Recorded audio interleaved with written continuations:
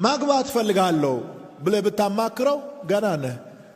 ለምን ሶፋ የለህም፣ ቴሌቪዥን የለህም፣ ገና ነህ። ወደ ትዳር ዓለም ለመግባት ፈልጋለሁ ምን ትይኛለሽ ጓደኛዬ ብለሽ ብትጠይቂያት ገና ነሽ።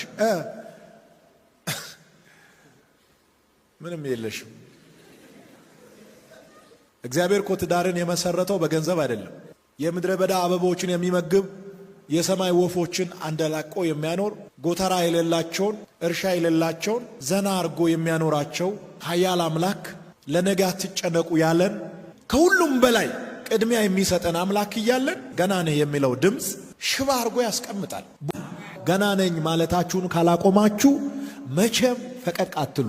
ቤተሰብ ገና ነህ ይላል። የኑሮ ውድነት ገና ነህ ይላል። የገንዘብ ችግር ገና ነህ አልበቃህም ይላል። የቅርብ ወዳጆች ገና ነህ ይሉሃል። ነባራዊ ሁኔታ በአጠቃላይ ገና ነህ። 360 ዲግሪ ያለው ኤንቫይሮመንት ምን ይላል? ገና ነህ። ራእይ ለመጀመር ትፈልጋለህ። ቢዝነስ ለመጀመር ትፈልጋለህ። ስራ ለመጀመር ትፈልጋለህ። መማር ትፈልጋለህ። የሆነ ነገር ማንቀሳቀስ ትፈልጋለህ። የሚመጣው ድምፅ ግን ምን ይላል?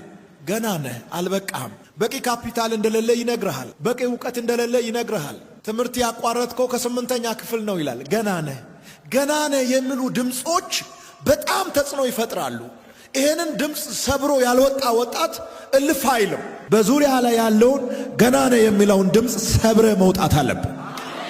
አንድ የቅርብ ወዳጅ ጋር ቀረብ ብለህ እንደዚህ አይነት ነገር ለመጀመር ፈልጌያለሁ ምን ትመክረኛለህ ብትለው ገና ነህ ይላል።